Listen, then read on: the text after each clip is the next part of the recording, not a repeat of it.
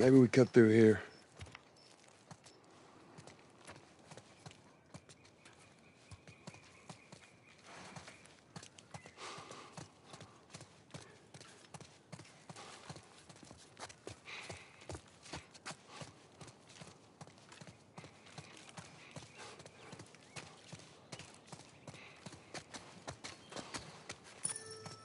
Everything all right? Yeah, I'm fine. You just kind of seem extra quiet today. Oh, sorry. No, it's not. It's fine.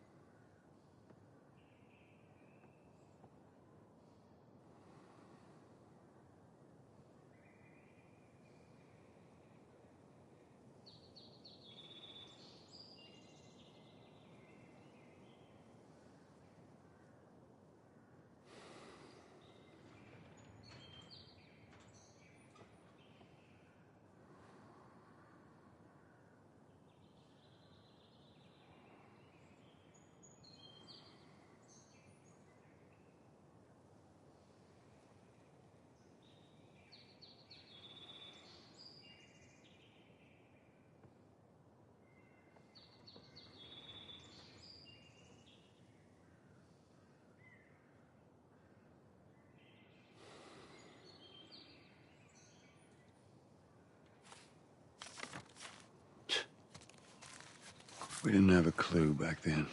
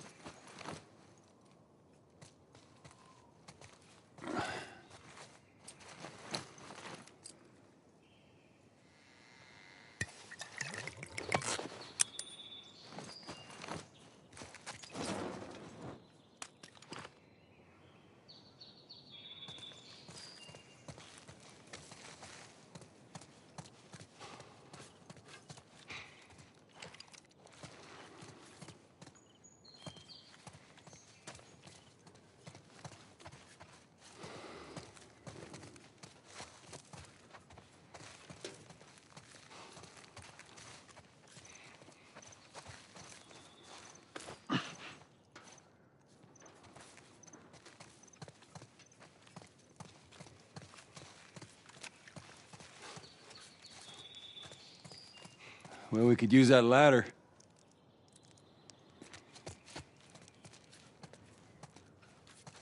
Here we go.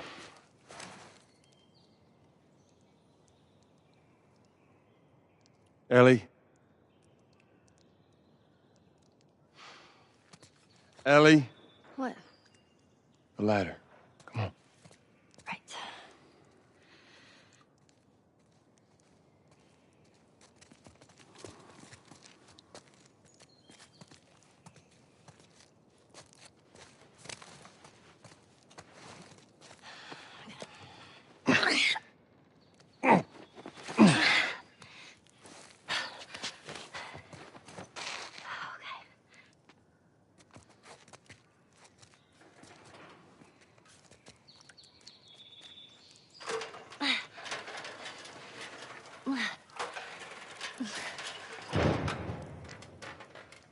Oh my God. Whoa! What is it? Ellie! Ellie!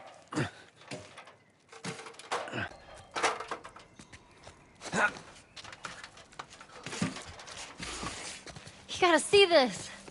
What is it?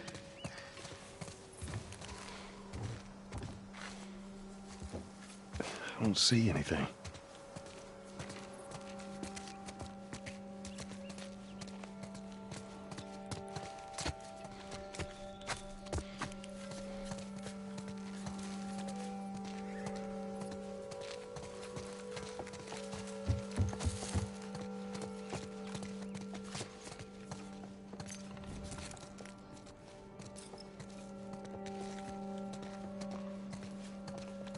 Are you kidding me?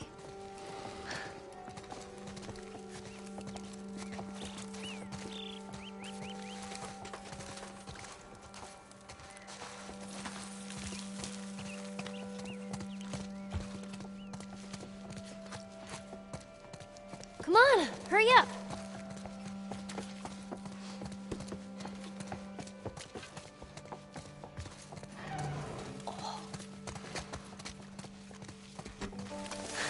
You see this?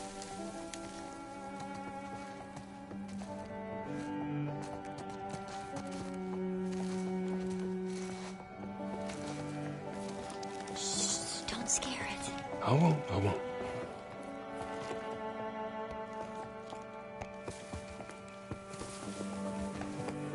What are you doing? It's all right. Come here. Come here. Hey, fella. Hurry up. Come on. Come on. Hey there. So fucking cool. Oh, where's it off to? Here, come on, let's go. Slow down, kiddo. Come on. Hurry up, come on, come on, come on.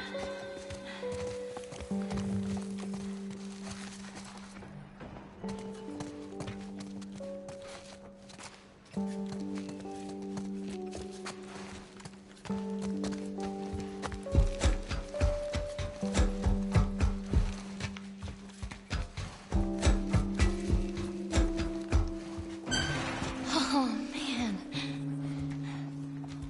Wow. Look at those things.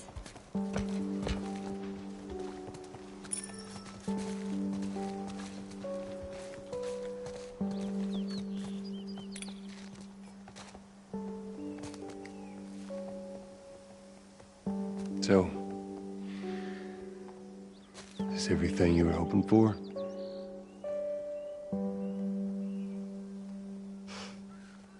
It's got its ups and downs, but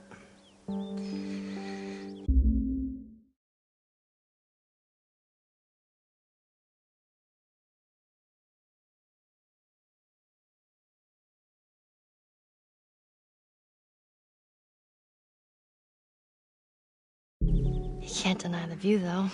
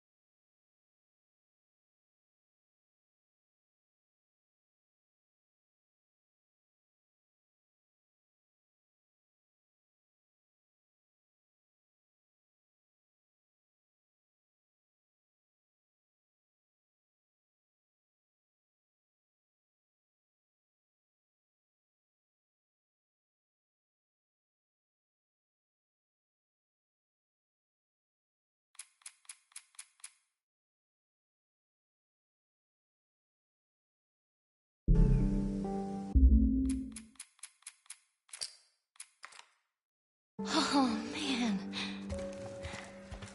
Wow. Look at those things.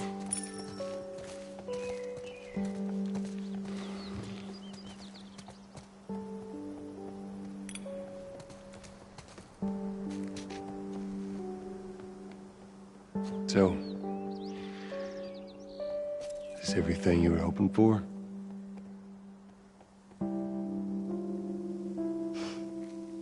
It's got its ups and downs, but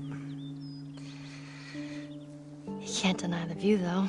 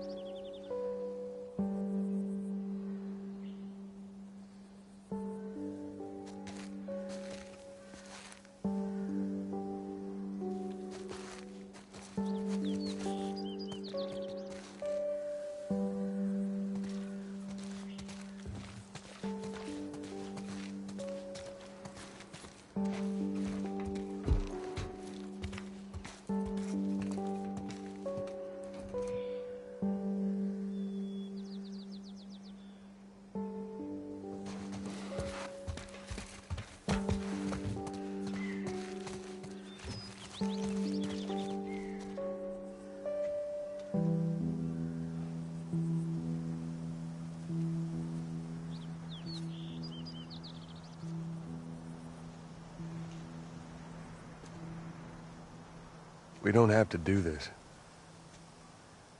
You know that, right? What's the other option? Go back to Tommy's. Just be done with this whole damn thing. After all we've been through. Everything that I've done. It can't be for nothing.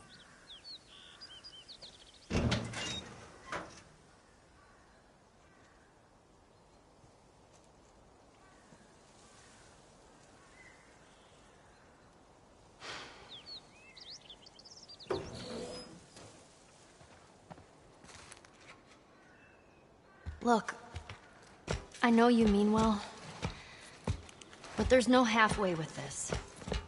Once we're done, we'll go wherever you want, okay? Well, I ain't leaving without you. So let's go wrap this up.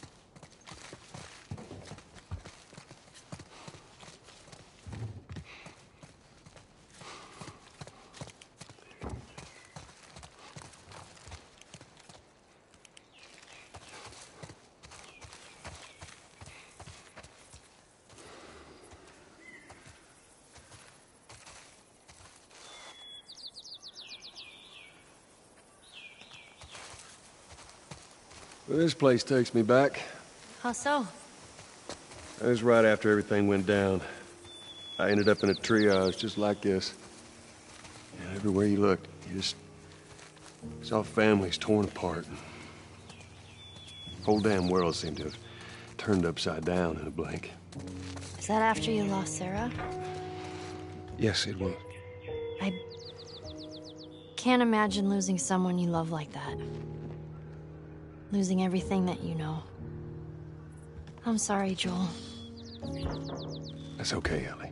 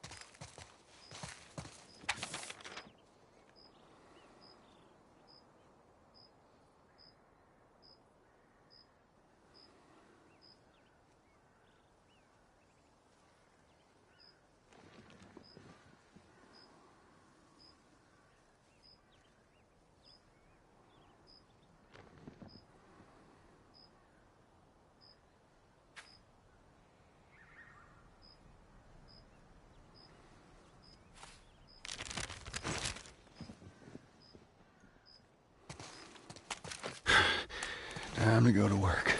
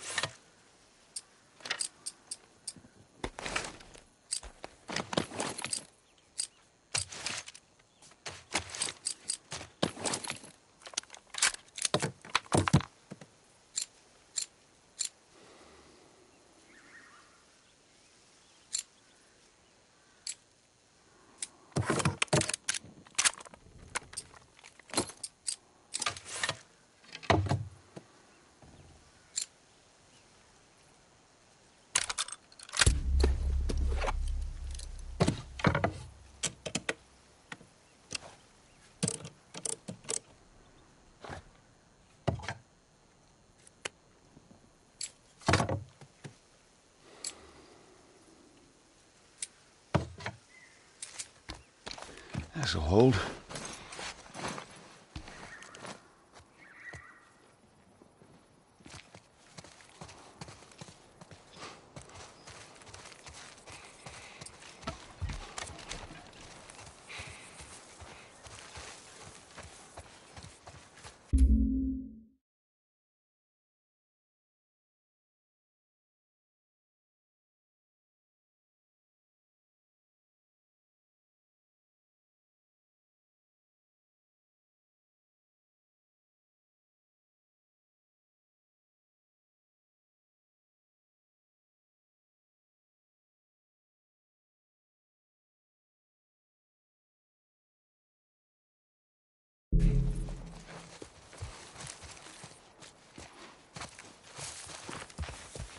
Hey, Joel.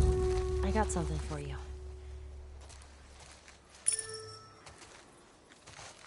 Here. Maria showed this to me, and I stole it. I hope you don't mind.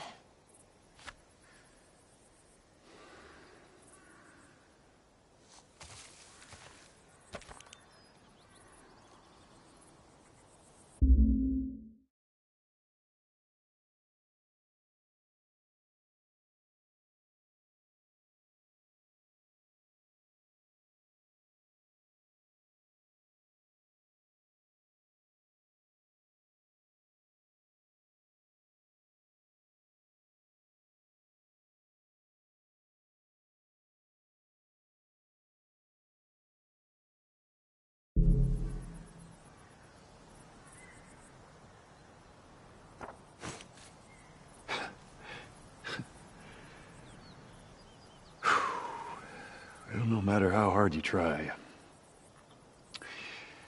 I guess you can't escape your past. Thank you.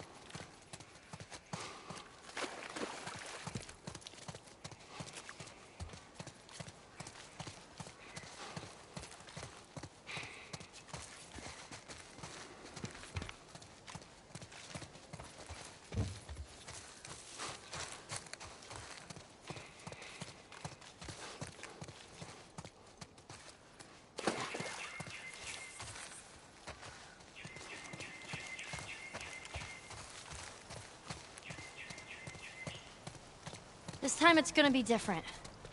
I just know it. What do you mean? They're gonna be there. The Fireflies. I'm sure of it.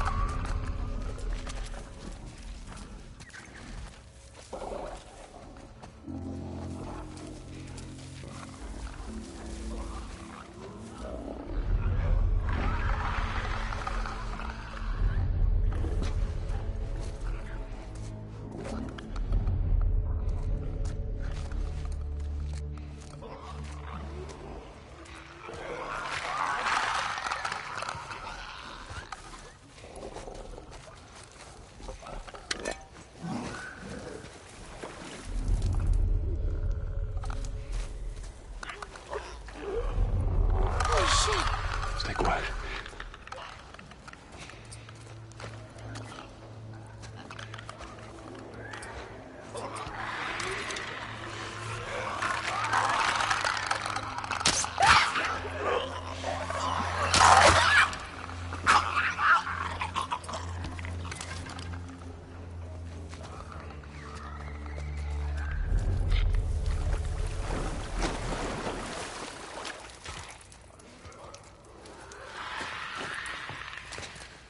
Oh my god. There's so many of them. I know, let's just keep at it.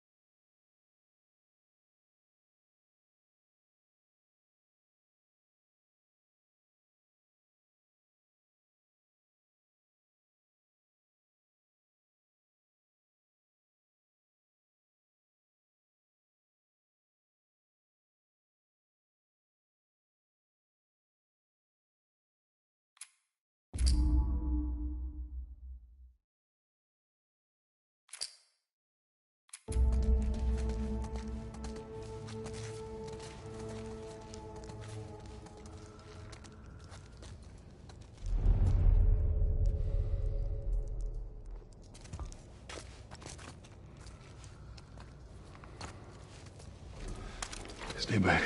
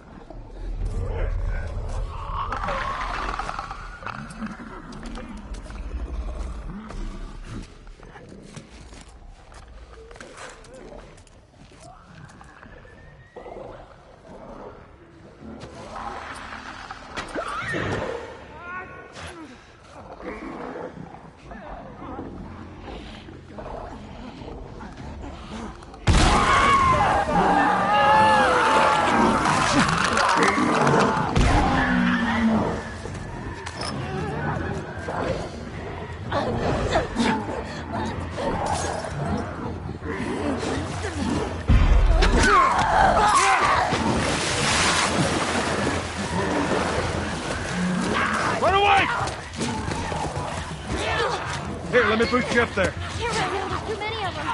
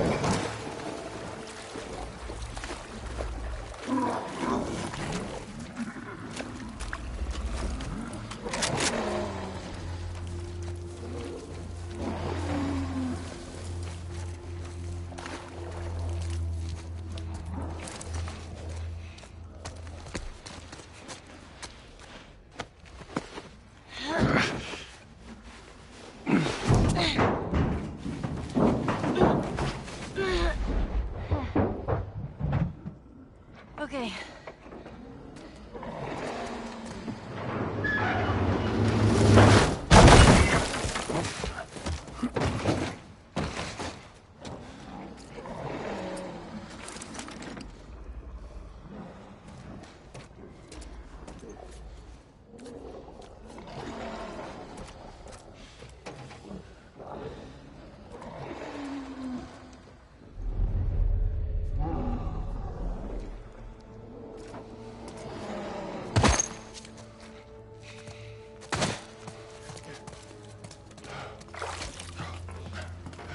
We're good.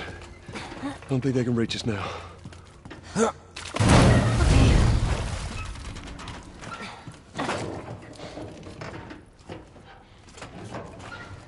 Watch your step. That water looks pretty deep. Hey, that's what we can do once we're done. What's that? You can teach me how to swim. You got it.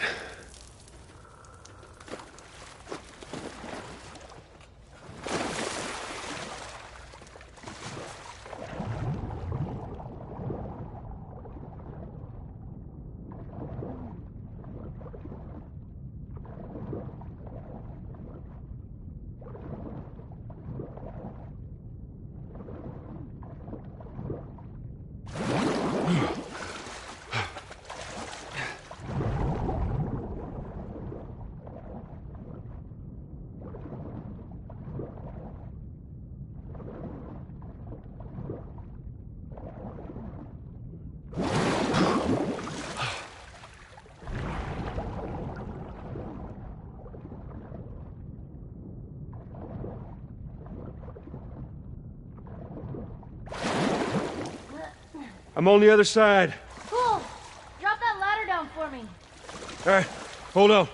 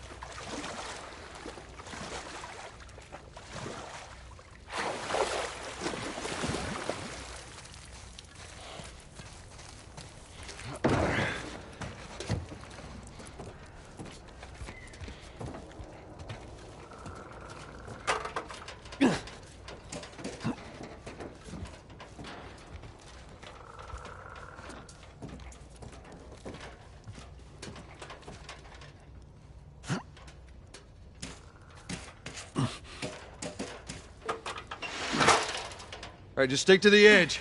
It's shallow over there.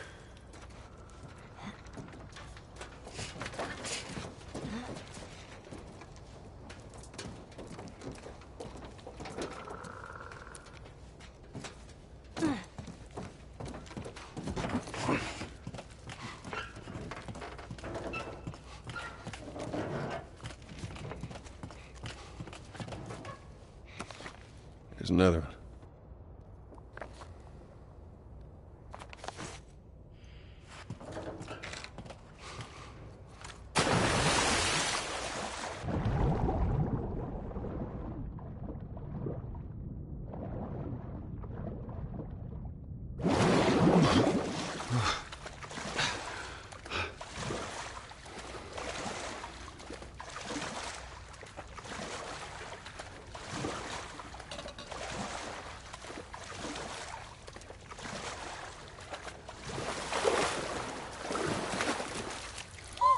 Ugh, freezing.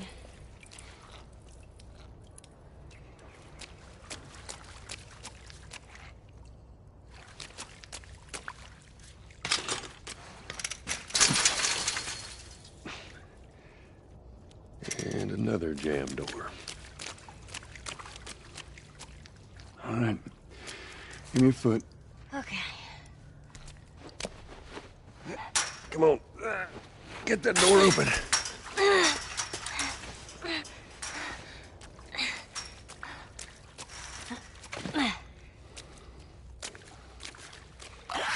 Look out! Ellie! Let's go!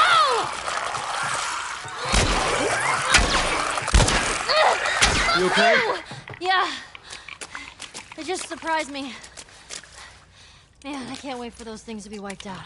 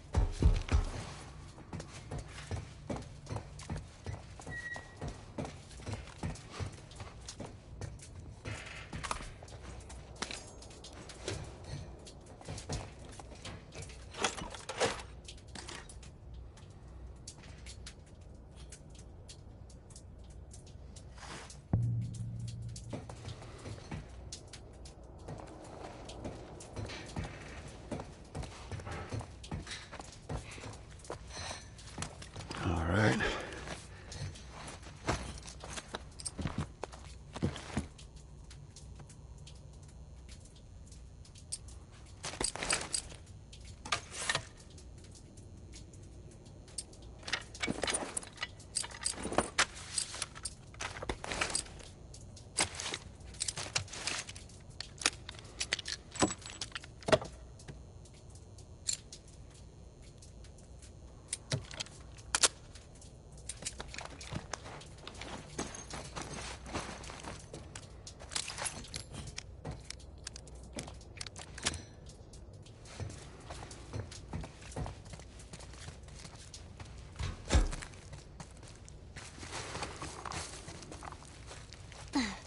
Watch your head.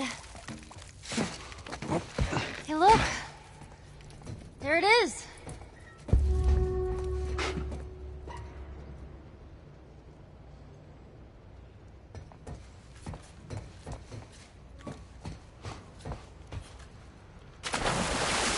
Just stay put. I'm not going anywhere.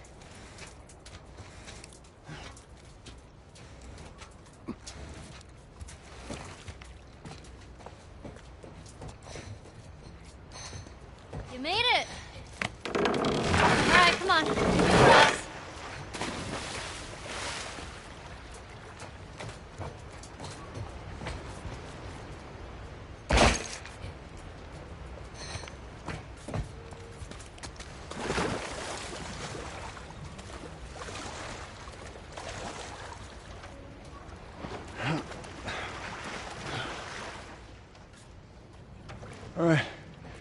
Get on. Okay, there. I'm on it. Be careful. I got you.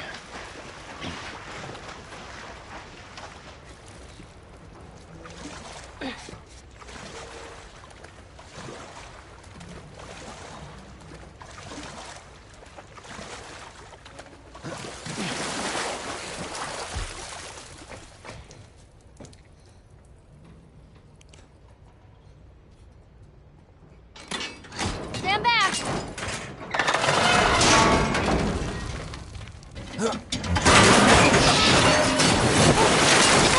Damn ladder broke off the wall. Now what?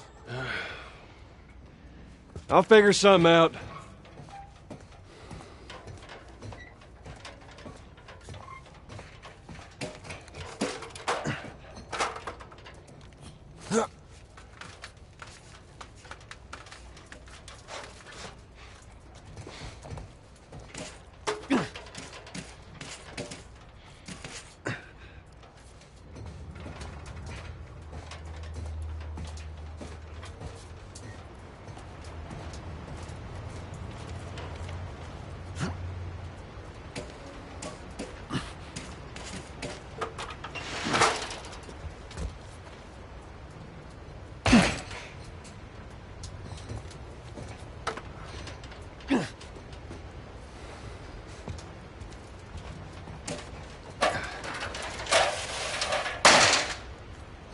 I see. Good idea.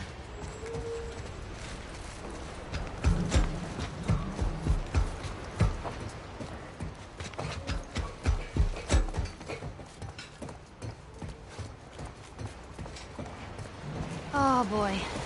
Let me go ahead, and you follow my lead. Okay, right behind you.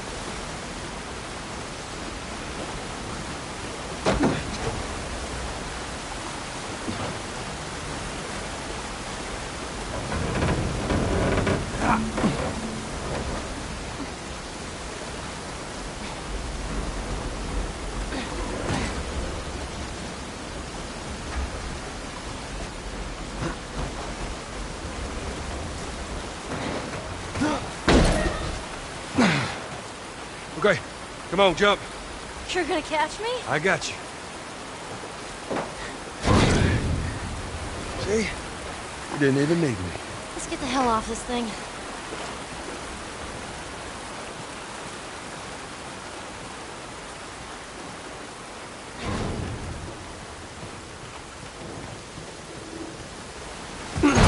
Whoa! Shit. Ellie, move!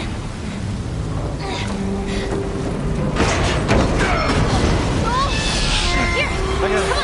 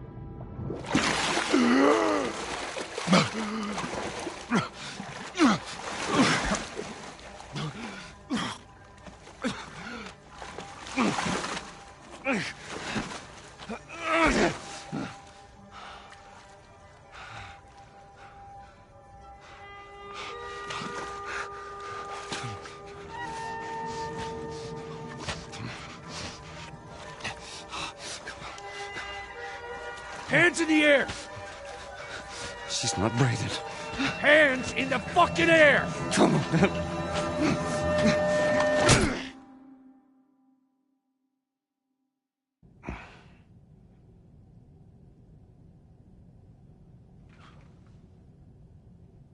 Welcome to the Fireflies. Sorry about that. They didn't know who you were. And Ellie? She's all right. They brought her back.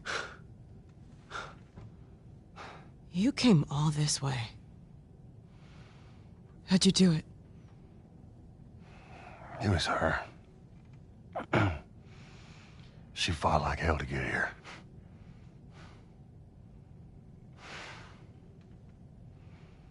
Maybe it was meant to be.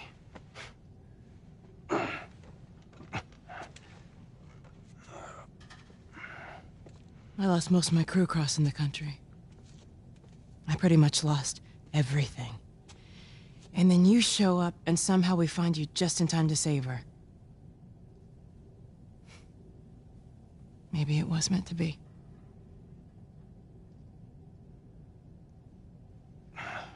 Take me to her. You don't have to worry about her anymore. We'll take care I of her. worry. Just let me see her, please. You can't. She's being prepped for surgery. The hell do you mean, surgery? The doctors tell me the cordyceps, the growth inside her, has somehow mutated. It's why she's immune. Once they remove it, they'll be able to reverse engineer a vaccine. A vaccine. But it grows all over the brain. It does.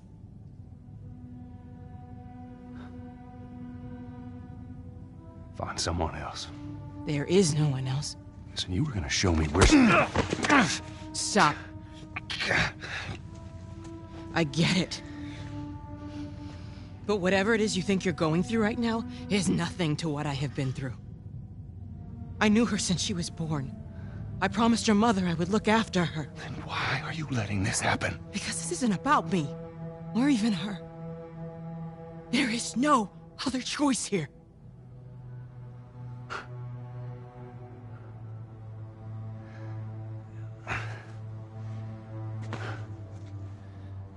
Yeah, you keep telling yourself that bullshit.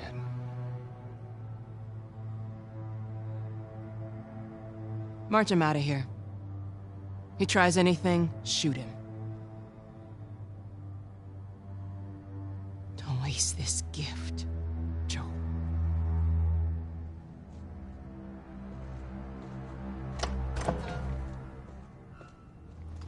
Get up. I said get up.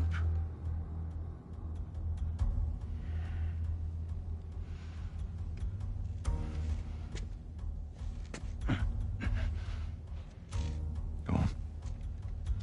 Move.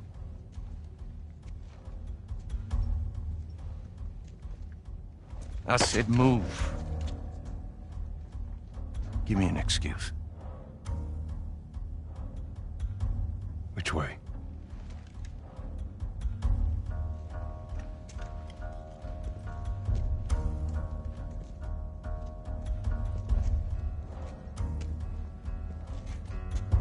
What the fuck you doing? Keep walking.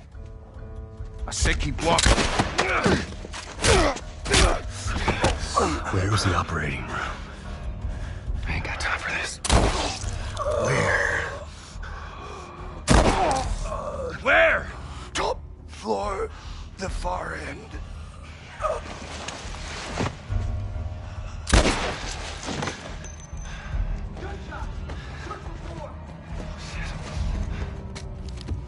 The smuggler, he's in here!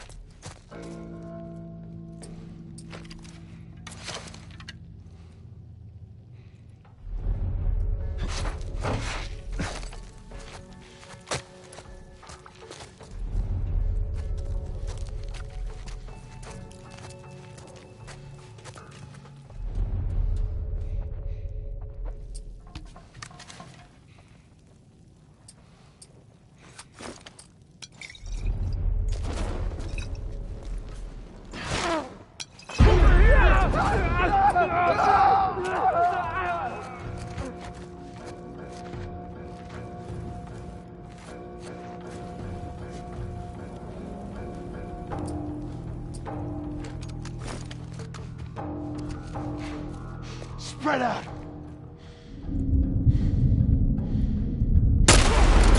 Right here!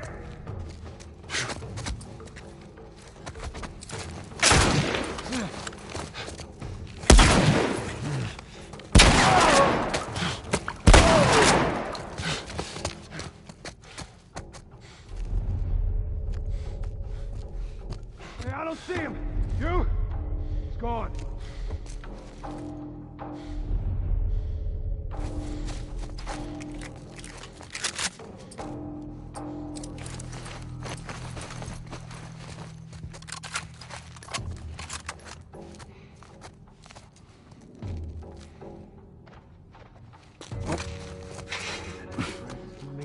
Huh?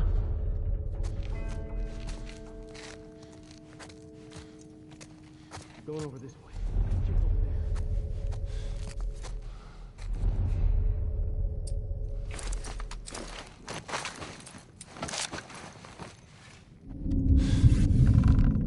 there.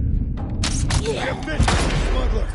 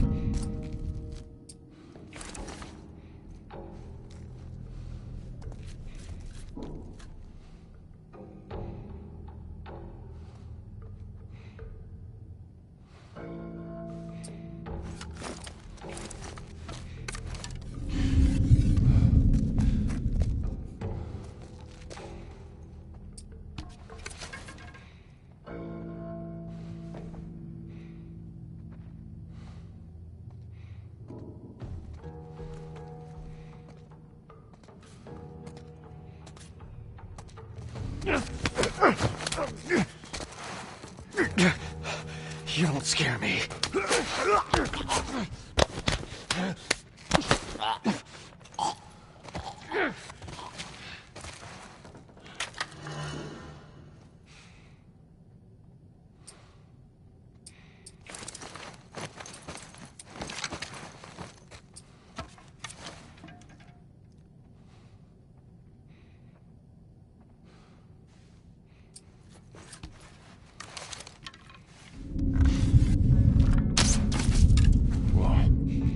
Smuggler. Hey, you hear that? What, man? There ain't shit here. Let's get on with it.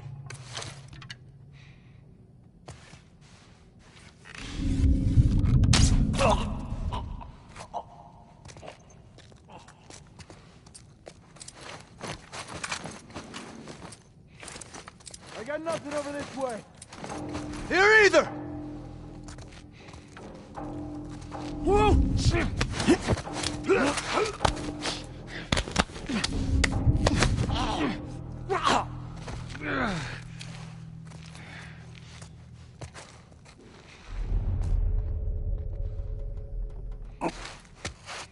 Check over there. What the fuck was that?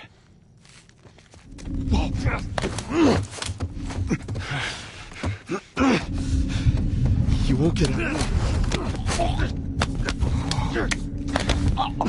That's gotta be that you, smuggler. Over here!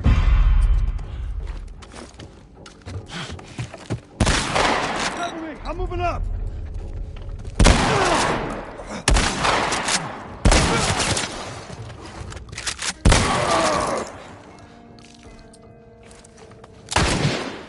Cover me. Moving up. I got your back.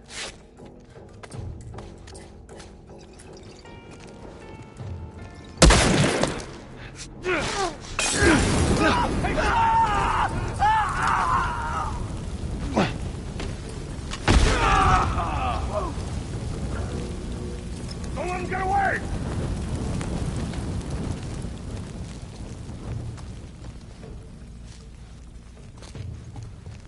You over there? He's gone. Spread out.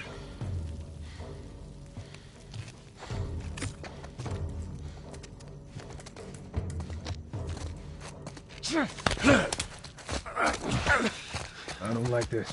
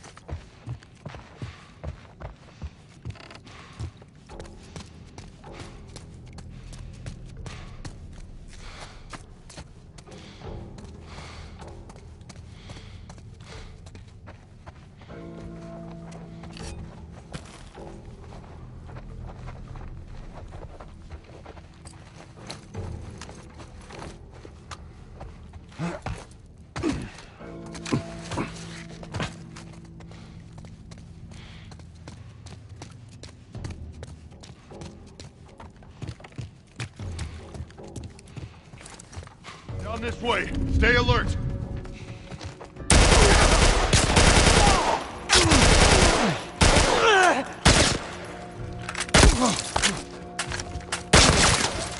Cover me.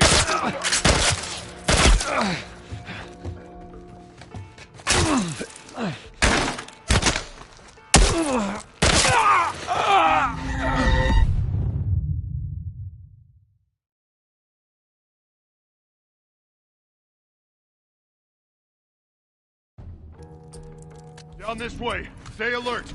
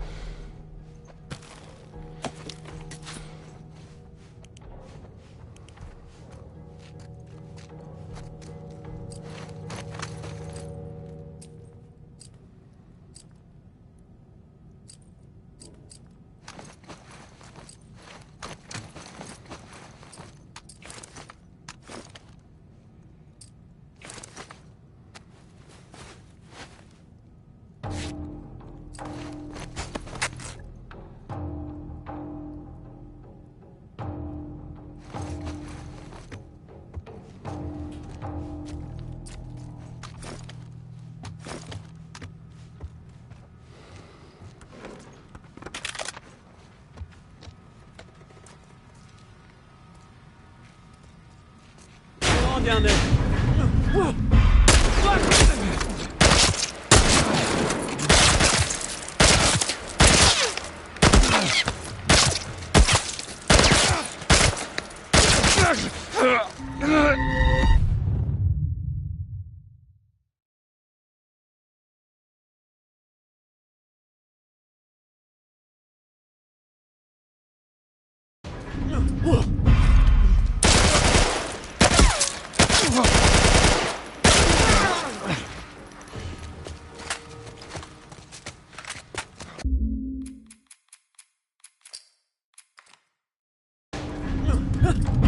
Come on!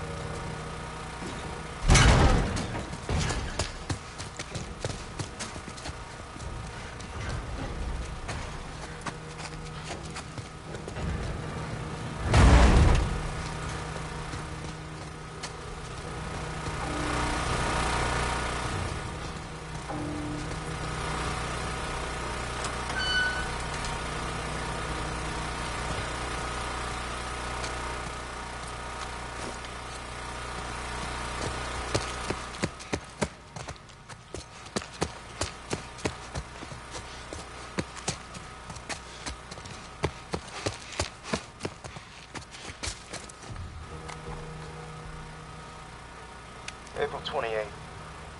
Marlene was right.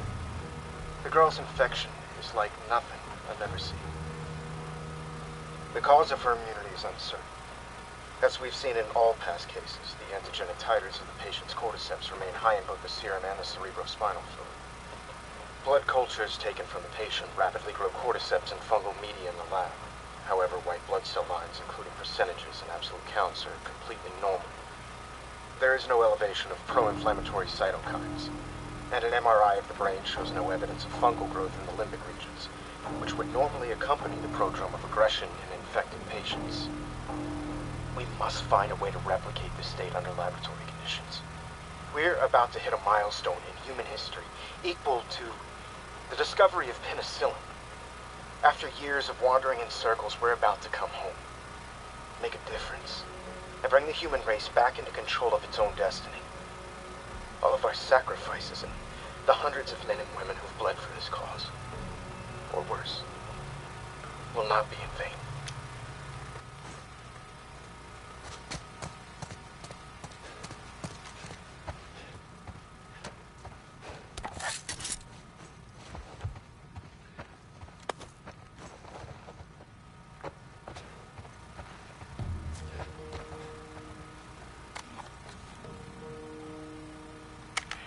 It's 5:30 p.m. on April 28th. I just finished speaking, more like yelling at our head surgeon. Apparently there's no way to extricate the parasite without eliminating the host. Fancy way of saying we gotta kill the fucking kid. And now they're asking for my go-ahead. The tests just keep getting harder and harder, don't they?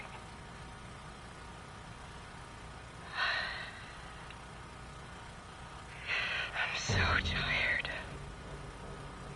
I'm exhausted. And I just want this to end.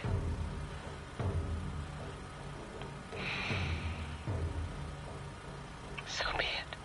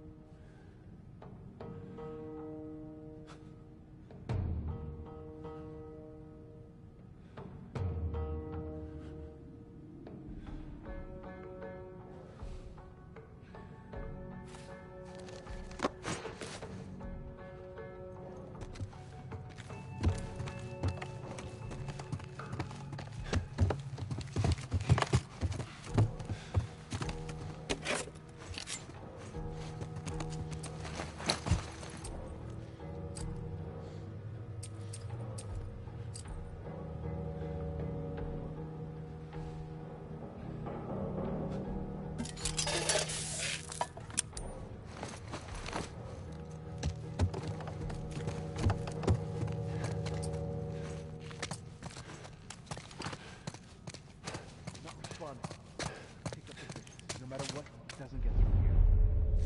Go!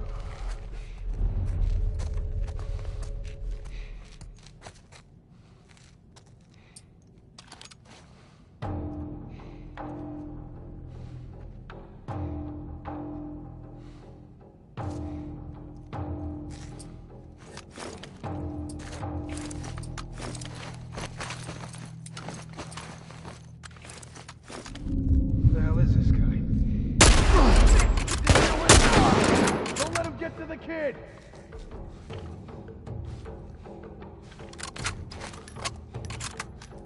Got visuals on the smuggler.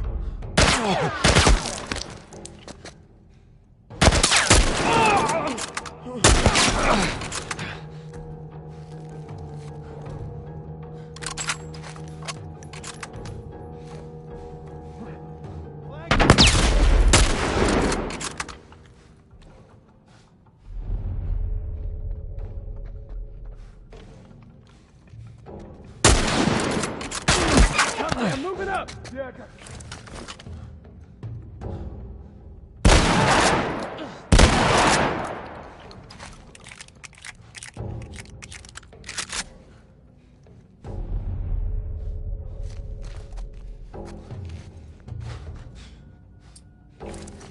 I don't see him! You? Not here.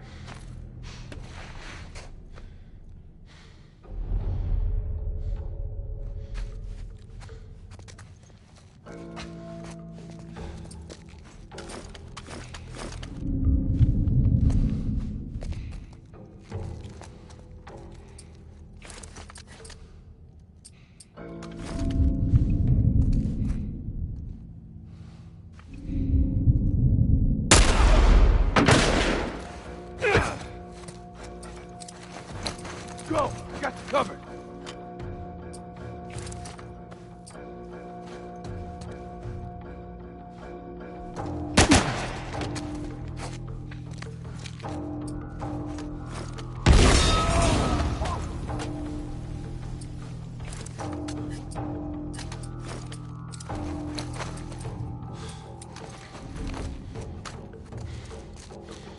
Hey, is he over there? Gone!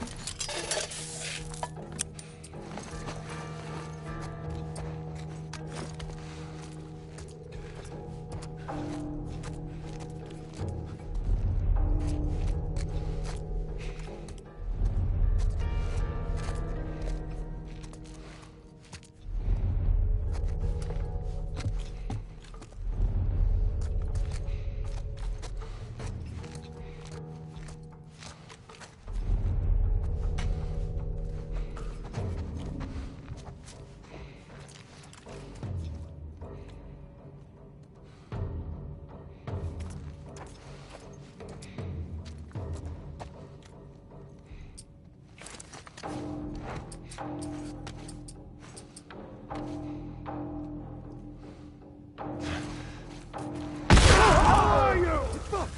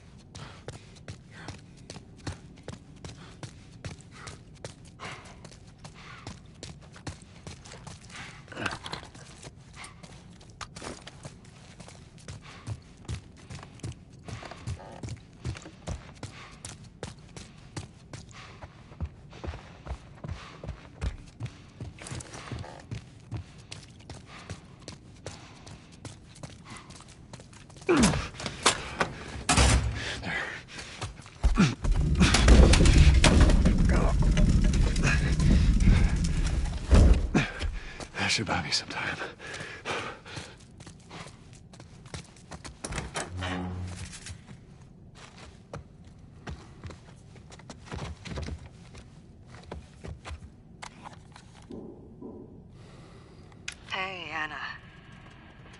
while since we spoke. I just gave the okay to proceed with the surgery. I really doubt I had much of a choice. Asking me was more of a formality.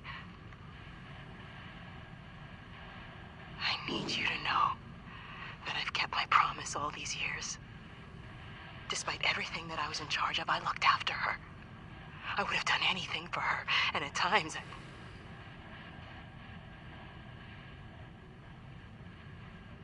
Here's a chance to save us. All of us. This is what we were after.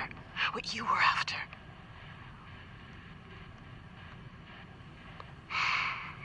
They asked me to kill the smuggler. I'm not about to kill the one man in this facility that might understand the weight of this choice. Maybe he can forgive me. Oh, I miss you, Anna. Your daughter will be with you soon.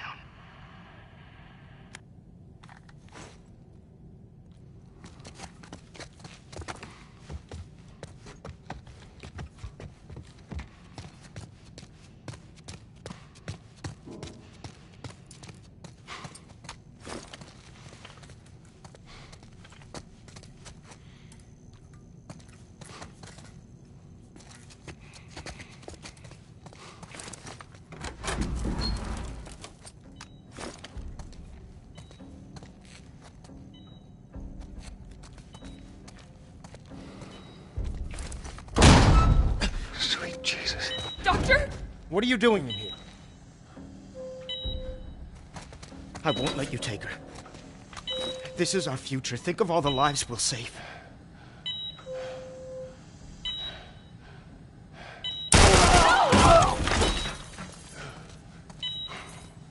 You fucking animal! Carrie, shut the hell up! Come on, baby girl. I got you. I got you. Oh, shit.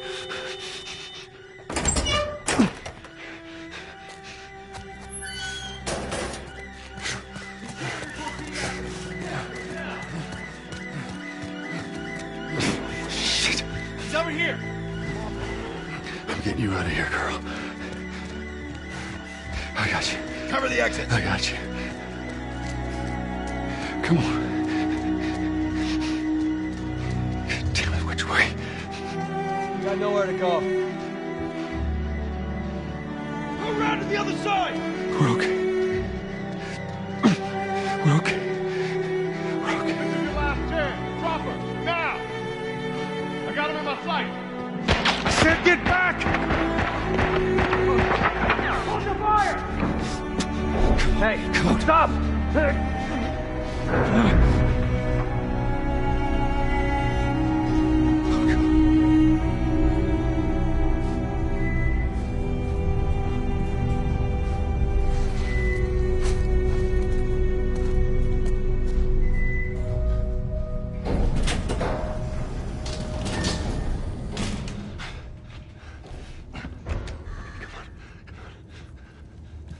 You can't save her. Even if you get her out of here, then what? How long before she's torn to pieces by a pack of clickers? That is, if she hasn't been raped and murdered first. It ain't for you to decide. It's what she'd want. And you know it. Look. You can still do the right thing here.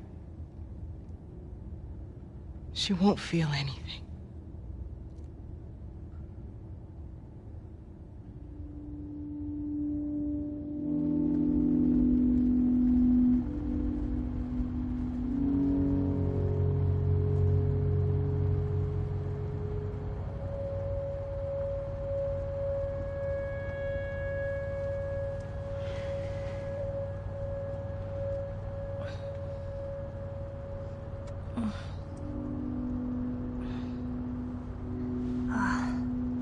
What the hell am I wearing? Just take it easy. Drugs are still wearing off. happened.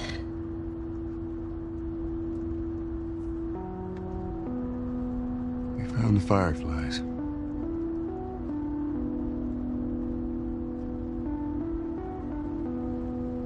Turns out there's a whole lot more like you, Ellie. People that are immune. There's dozens, actually. It ain't done them a damn bit of good, neither.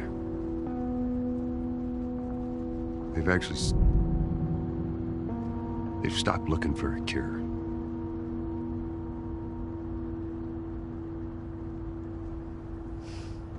I'm taking us home.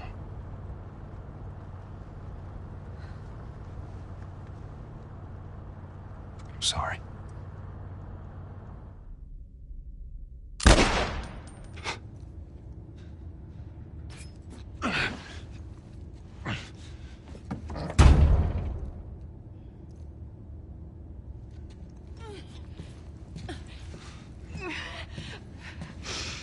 Wait!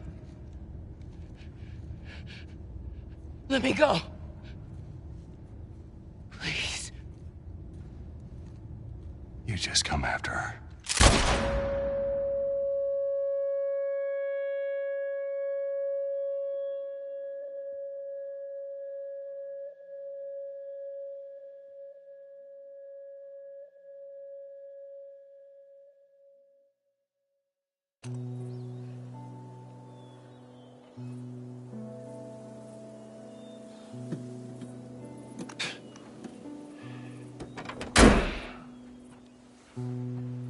Well,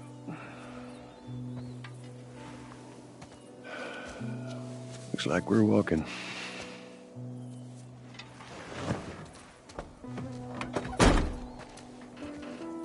Should be a straight shot through here. All right. It's actually kind of pretty, ain't it? Yeah.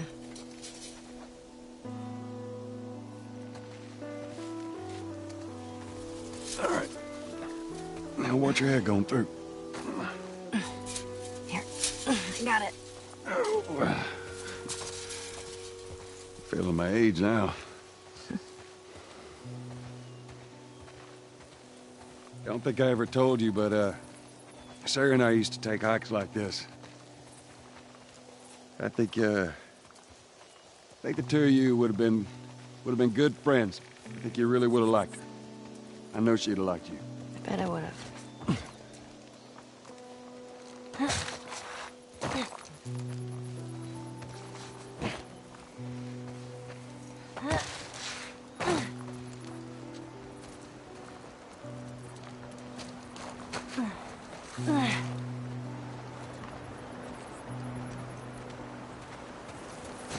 Oh. Look down there.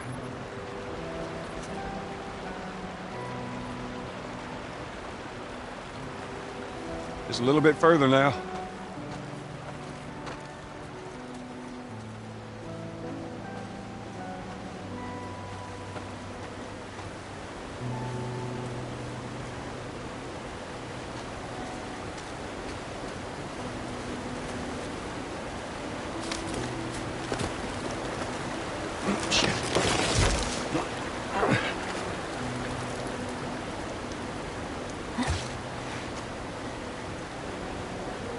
Here, I got you.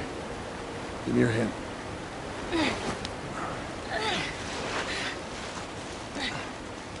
All right, come on. Hey, wait.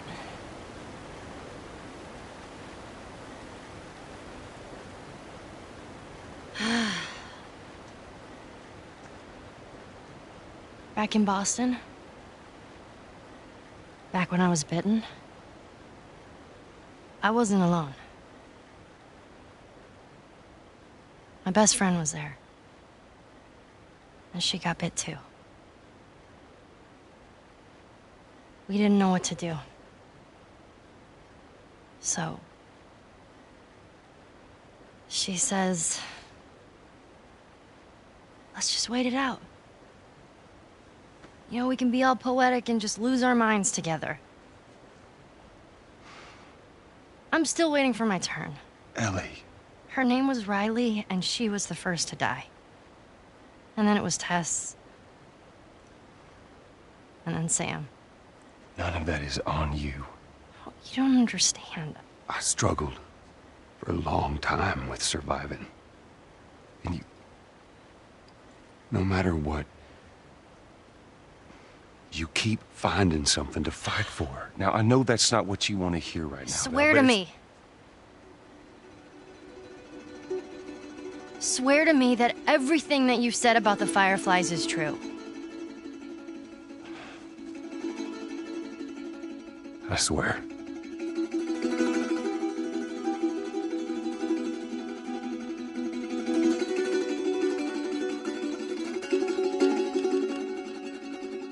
Okay.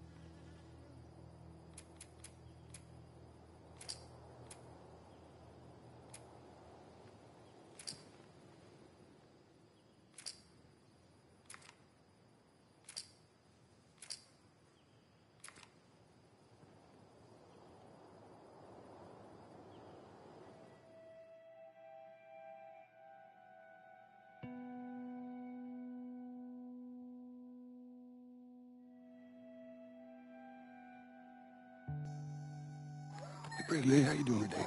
Not right now, Karen. No, it's good. Look, I Not got the car. now. You hear me? Okay, you can do that. You know, I'll help you talk about it.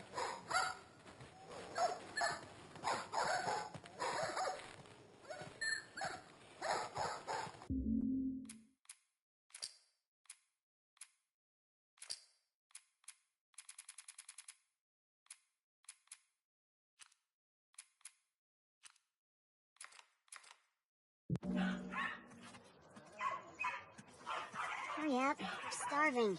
Keep your shirt on. Your back's coming right up. I don't even think about cutting anything. Fucking A. I'm waiting on this rat forever.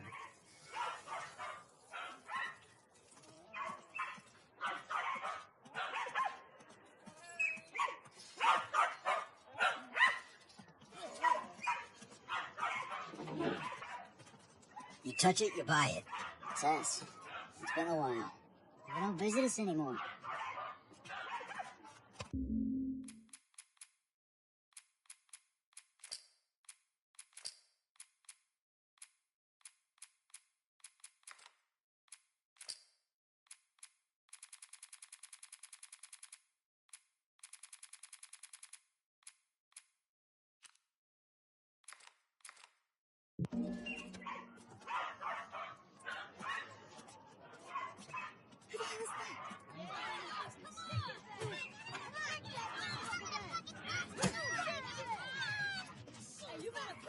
Where do you think you're going?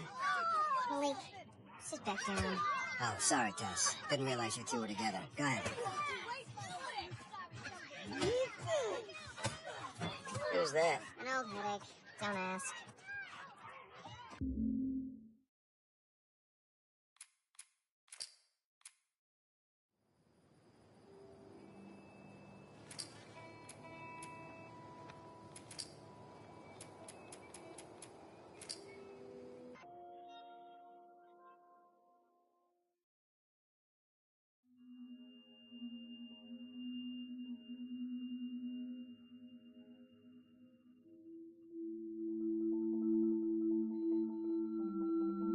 making the new IP is, how can I put it? It's...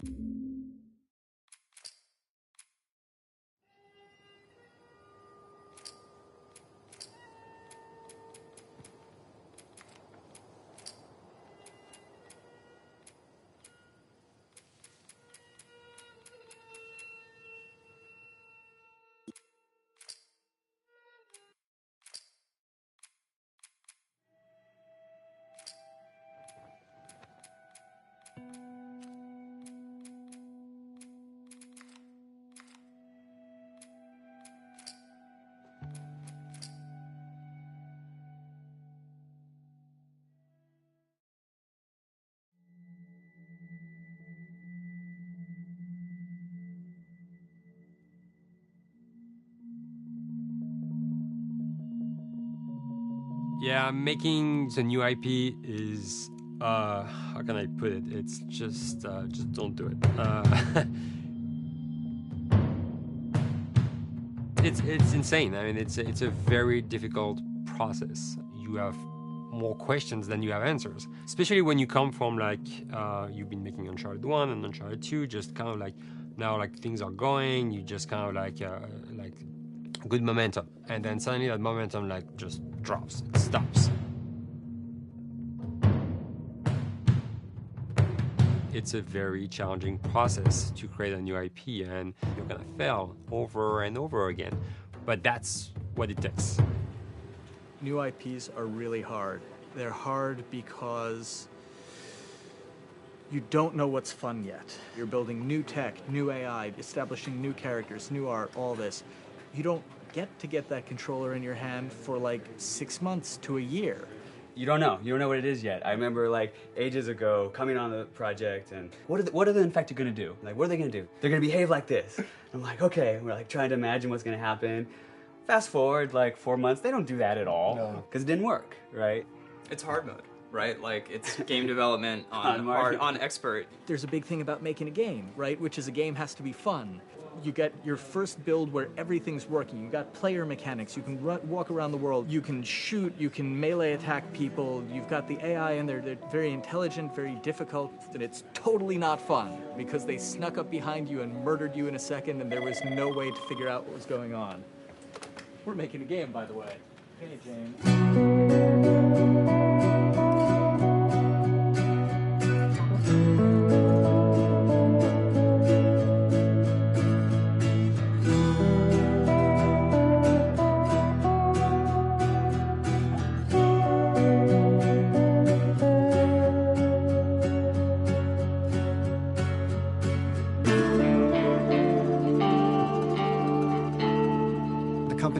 Quite a bit since I started. I think I was the 12th employee or something back when we got started, but we've tried to stay true to those smaller studio roots. I've been here for 16 years. There's just no reason to leave. I just like the environment here. It's very non-corporate. I think the way we work on Naughty Dog is kind of special because we don't really like hierarchy or bureaucracy, and no one is really just a manager here. Naughty Dog has a very flat structure. We pretty much all report to the co-presidents and the game directors. I always tell people when we hire them, just like, my job is going to be able to trust you. And that's what I want. I want just to give you something and you go with it, and I know it's going to get done. We believe in iteration, we believe in collaboration, and we believe in the people making the game working directly with each other. When we have designers and artists, animators all mixed up, anybody that's working on the same tasks, the same characters, the same areas, put them next to each other so they can communicate a lot better. We don't have a lot of meetings because if you need something to get done, you just walk over and you talk, and then you go back to your desk and you finish it up. And I really like that. I like when I just walk in the office and I see just designers talking with the programmers or programmers over the animators and talking to them. I think that's when really the magic happens. Naughty Dog, we really try to cultivate a culture where anybody can criticize anybody else's work. And we encourage people to be blunt about it and not try to sugarcoat it too much. It takes too long to be nice sometimes. It's not personal. It's based on more like how can we make a better game. We want everybody to have a voice. We want to cut out all the bullshit if we can, making sure that people are making decisions not based on ego, but what is going to benefit the game. When you see that people trust your opinion and that they value it, it's such a great feeling. You really feel like you're working as a team on a collaborative effort. We want to sort of remember where we came from and you know why we were successful then, and try to continue that success now. We make games. That's what we like to do. Back when Uncharted 2 wrapped up and we decided that we were going to build the second team and create a new project, we kicked around a lot of ideas. One of the very earliest ideas was to go back to Jak and Daxter. It's really near and dear to us. We really love those characters in that universe, and we think that, you know, there are some interesting stories still to be told there. We started to realize that it was not going to do justice to the franchise that the fans had fallen in love with. It would be shifting it so far in a new direction that we felt that that effort would be more justified in developing a new IP. Neil and Bruce came to Christoph and I and said they wanted to do a post-apocalyptic game. I think the core essence of what they wanted to do, though, was to try to tell a story about two people and how their relationship evolves over the course of the entire game. That potential, oh wow, there is something very special about that game. This is going to be polished. Like, you're not sure if it's gonna work or not, and you have doubts. And like, should we be doing a game like that? Should we be doing a first-person shooter? Whatever. Like, you ask yourselves all those questions. And you know, the creative director and the game director are the core of the team that have to really see eye to eye. That's why you have that balance between like Bruce and Neil's gonna try to push the just the story and the characters, and Bruce is going to try to push that with just the gameplay as well. And so it's kind of like those guys are just trying always to find the right balance between the two. It's a very delicate process. We feel that the interactive medium has an untapped potential to touch the feelings of the player. You have that connectivity, the fact that I'm actually in the world and participating in what's happening on the screen in front of me. It gives us some sort of advantage to make you feel connected with what's actually happening. At Naughty Dog, that's what we're trying to do, is pair story and gameplay together. If we can make you feel like you're actually with these characters on that journey, and you're invested in those stories and those characters, then you're feeling, in theory, the same thing that they're feeling. As the story evolved and took different shapes and different forms, the thing that was always there was Joel and Ellie. And because of that, everything kind of grew out of that relationship.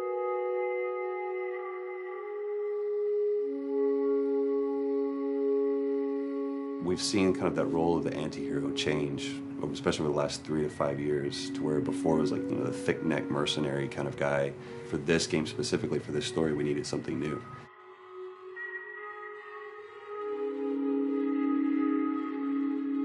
The reason we didn't want to make Ellie Joel's daughter from the get-go is because it wouldn't have anywhere to go. Of course, at that point, he'd be willing to do anything for his daughter because that is what a dad would do for his daughter. If they didn't even know each other at the beginning of the story, then we start from scratch. It's almost like the player has the same relationship to Ellie as Joel does. And we could take our time to build that relationship between these characters. And if we do it right, then the player will be feeling that same growth that Joel does. And we're kind of mirroring that emotional relationship between the two.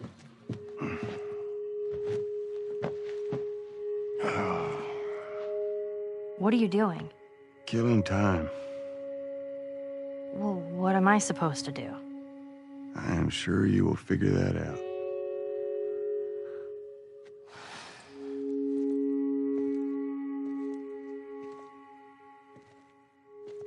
Your watch is broken.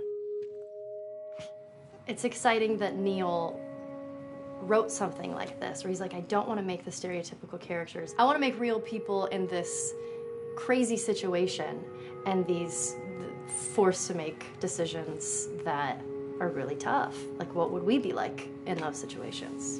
I mean, we weren't consciously trying to pick male or female for characters. You just try to pick characters and just be honest with who they are. It almost doesn't matter, right? Joel's daughter could have been Joel's son. Ellie could have been a boy. And Joel might have been Tess. You could have swapped those roles, and I think the story would have still worked. The focus on female strength, it's so unique. You get to see what's so powerful about a woman through all of these female characters, which makes this game wonderful and unique.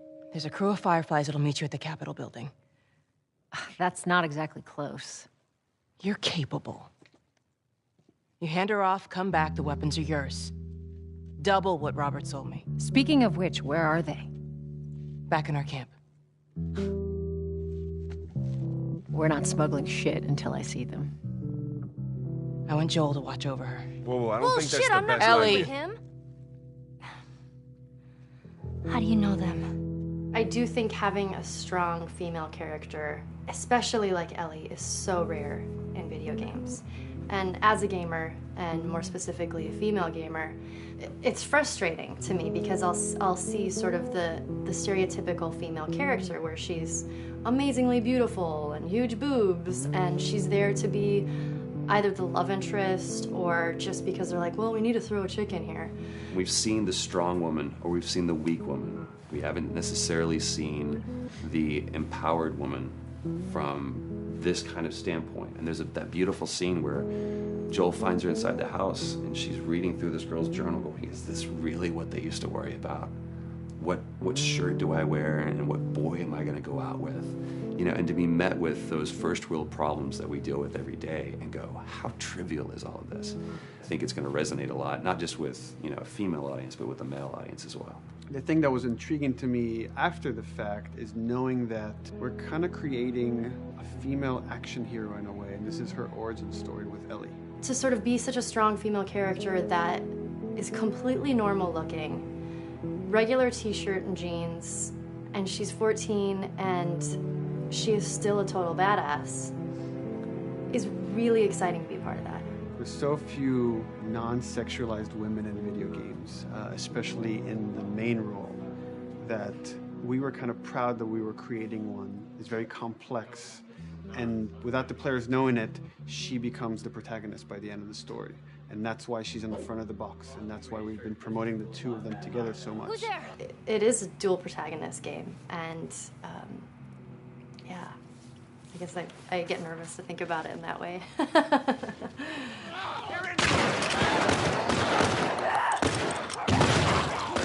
We couldn't talk about it. In fact, in interviews we've been lying about it, saying you never play as Ellie because it was so important for that to be a surprise. Sorry, journalists. Here we go.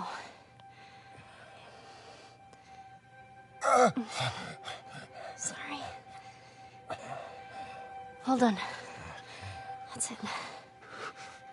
The tone of the game was set pretty early on that we knew that we wanted to make a really grounded story. We knew that we wanted to make the player feel the sense of tension and dread and go through the same emotional roller coaster that Joel and Ellie were going through. One of the things we kind of struggled with is to say, well, if we want to really ground this world and make it so like realistic, maybe we shouldn't have anything that could be perceived as a monster.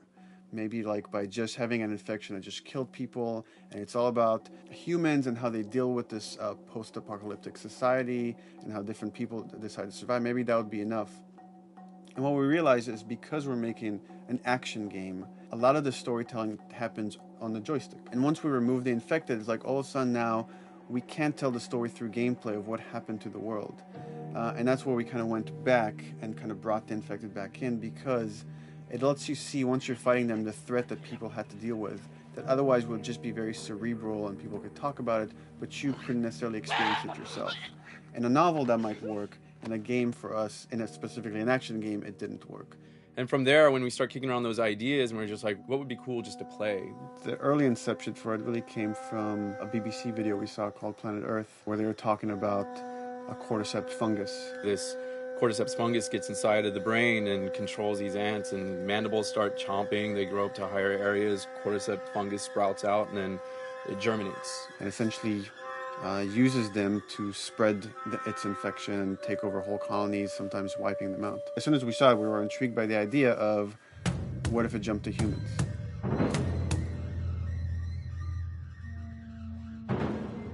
So what would happen? How would people react? What would happen to society? As we're trying to develop The look of the infected, we went through so many different iterations, some that looked really alien and subhuman, some that looked just essentially like zombies, and we couldn't find like an original place for them. But one of our artists just did this kind of photo mashup where he took a bunch of images of diseases or images of fungal overgrowth, and he kind of mashed it all together and he threw it on this person. It was a very iterative process, making sure that the fungus felt properly integrated, like it was part of the body, growing out of the body. And not just fungus growing in the head, but it's tearing the face apart, cleft down the middle, this gaping maw of a mouth with the crooked teeth. And it's in great agony as its humanity and its brain is still somewhat functioning. Maybe you still have some human cognitive abilities or thought process back here. This isn't some decaying corpse on the ground. This is a living thing that's going to be coming after you in the world. The fungus is always the focal point. So you can see from a distance, oh, this guy's infected. I can tell straight away. In fungus, they have these beautiful saturated colors, and we really like that, conscious of this something so horrific that it's going to like stop at nothing, its relentless force of death, and yet elements of it are beautiful. It's not just about gore. It's not just about everything about it being scary, because to us it's actually scarier when things on it are somewhat benign or somewhat beautiful. It was evident that we were onto something that was quite a bit different and something that we hadn't really seen before, which was eerily human but very disturbing. And it seemed so creepy and so unique that right away we gravitated towards it, and it's like, this is our base infected, everything should kind of come out of this look.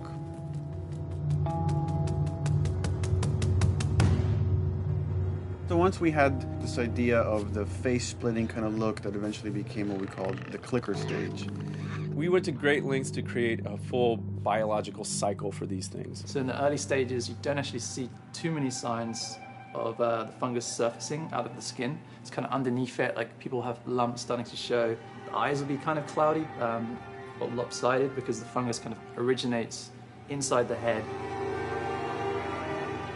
That moves into the next phase, which is the clicking phase. And if they mess with the eyes, we end up saying, well, how do they get around? Oh, echolocation. And they use a form of echolocation to track down their enemies. Just like bats, or even some blind people can see by making a clicking sound, a sound that on its own wouldn't be very scary. And then to associate it with something that people in this world are very fearful of, so that as you're exploring an environment, all of a sudden you hear this click, and you're seeing everybody just get frightened, just everybody duck, everybody hushes. Great.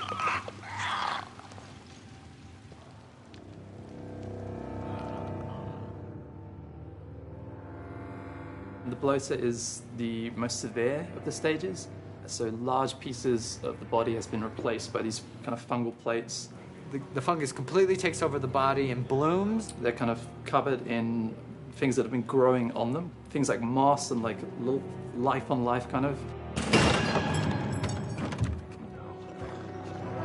What the fuck is that? Goddamn bloater! When an infected feels like it's going to die, it finds like a dark corner and it becomes part of the environment. The human elements aren't there anymore. And then the body is gone. They lay down and sprout and then spew spores. And if people can breathe those spores, they become infected as well. It all had to kind of make sense of how each stage flowed from one to the other. And that's hopefully how we've created a world that you can kind of look through it and understand the science behind it and say, I could buy this, I could get into this.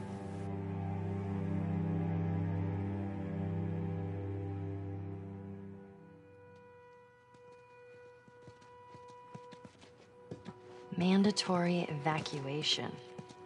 Evacuate to where? What do you think? Quarantine zone. See, some places got a heads up before the infection showed up. Most didn't. Over the course of Joel and Ellie's journey through this game across America, you find all these different societies, all these different enclaves, and you get to see how do they deal with the infected. Without the manifestation of this infection, you can't have these people making those interesting choices.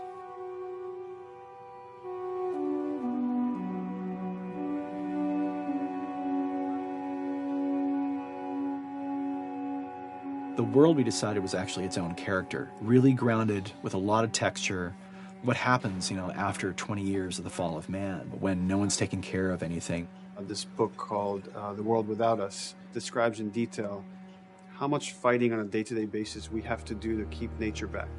And once you stop doing that, how quickly nature can reclaim that. They talk about New York and how every day they pump water out of the subway system. That system breaks down. Within 2 days, a whole city is flooded. And once water gets introduced, then structures collapse pretty quickly.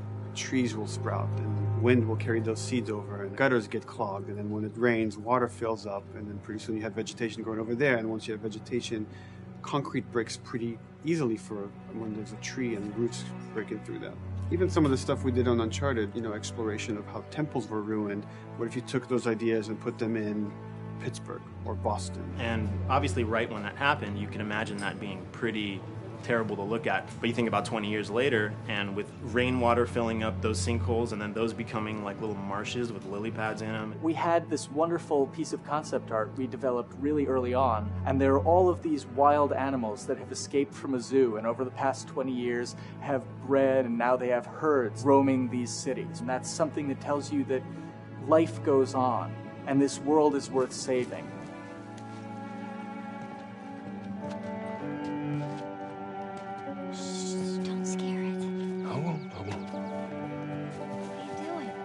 There's something really pretty about nature reclaiming its domain once we are gone. So fucking cool. We have another level of OCD of the logic goes into some of these environments.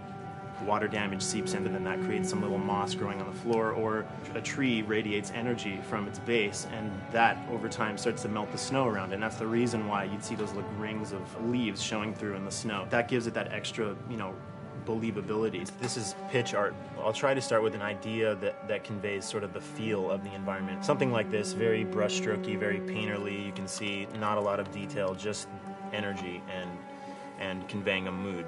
This is sort of just a conversation starter, and then this would be more of an actual space. So you start talking about, is this too tight of a space right here? Would the player even fit through there? Do we even want to include water? Those are conversations you start having a little bit later.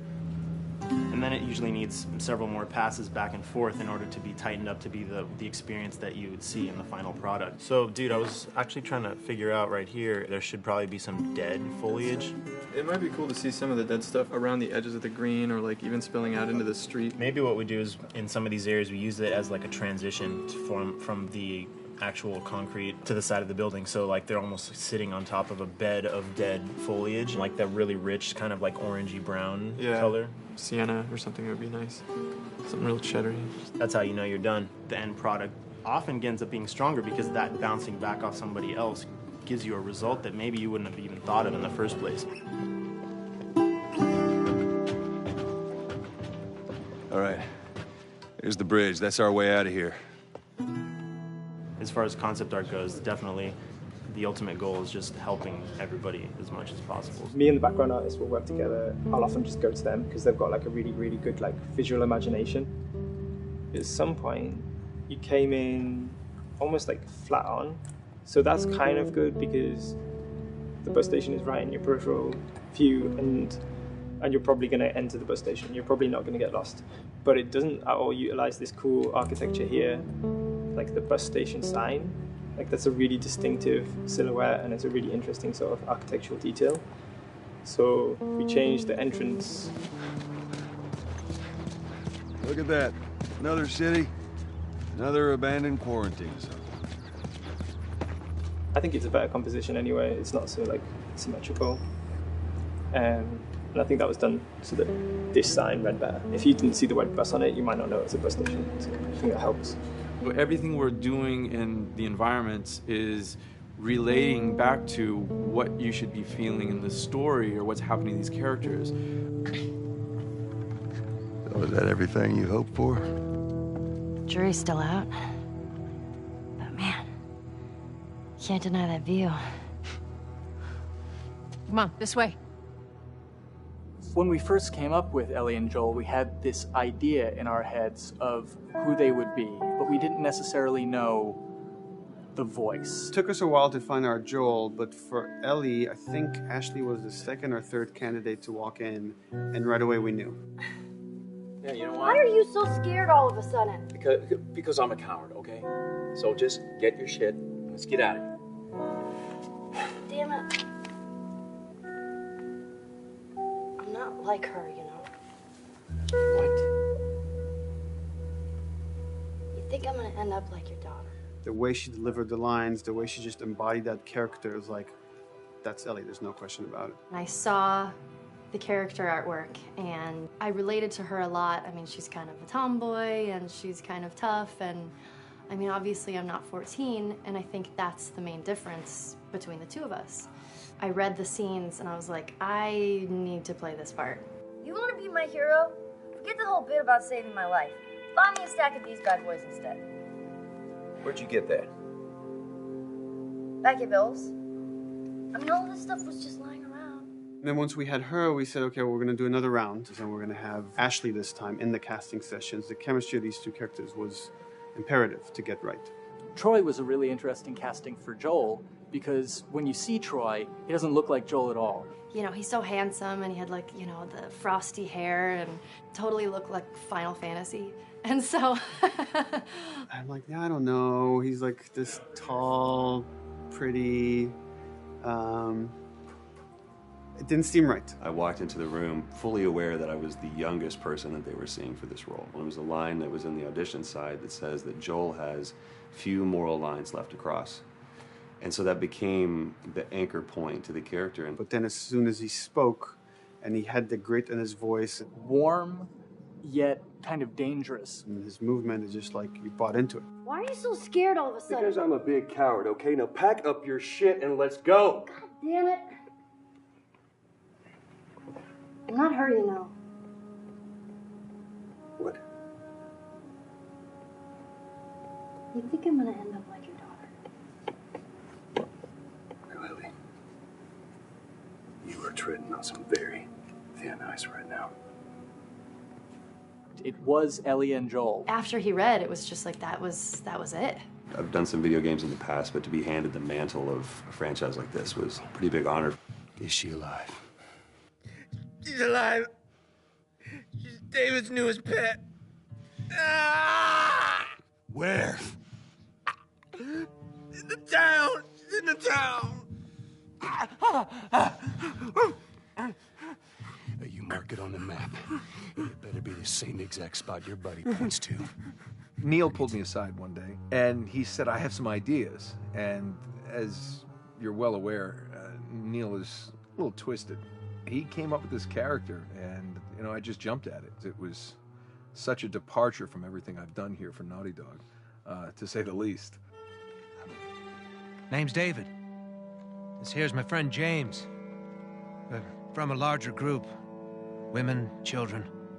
They're all very, very hungry. To be able to put on a voice that, you know, hopefully a lot of people won't know, won't notice that it's even me. Because we didn't want it to be Drake. Drake eating people, that's a whole nother game. How did you put it? Tiny pieces. See you tomorrow, Ellie.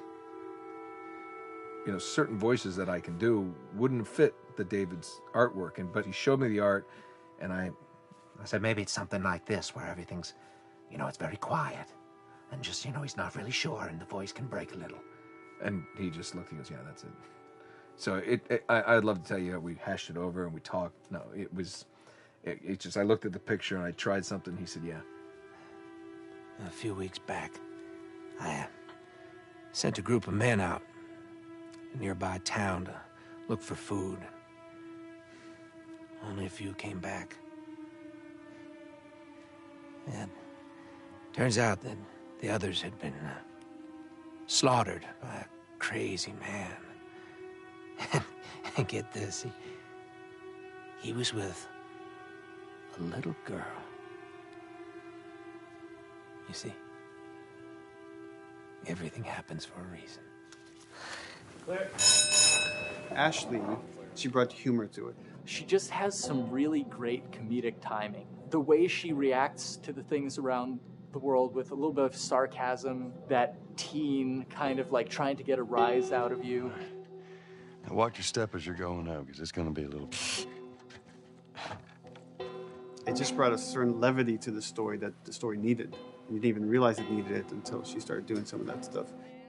Oh, I'm sure your friend will be missing this tonight. Mm-hmm. It's light on the reading, but it's got some interesting photos. Now, Ellie, that ain't for kids. Whoa! How the hell would he even walk around with that thing? Get rid of that. Well, hold your horses. I want to see what all the fuss is about. Oh, why are these all stuck together? I'm just fucking with you. Bye-bye, dude. Throughout the course of shooting over these past couple of years, Ellie and I have kind of morphed into each other, which I know sounds so cheesy. Neil always asks, he's like, well, what would you do in this situation? I think the most important thing that Ashley brought is a sense of capability to Ellie's character that wasn't there in the beginning. The very first thing we shot involved her being pulled out of a car and attacked, and Joel is supposed to go save her. It was written that Ellie sort of was just kind of watching on the side, just waiting till he was done, and I was a little frustrated because I was like, well, if this were real life, I would do something. We did a couple takes, and at some point she walked up to me and she said, I feel like I'd hit him. So we added in a part, like, right there off the bat, she's not just this damsel in distress. Right there, she wanted to fight back from her very first day of shooting. We didn't have it right initially. She needs to be more capable than initially we thought she would be, and actually that made us go back and rethink combat and rethink a lot of the areas in the game, and now she was going to take a much more active part.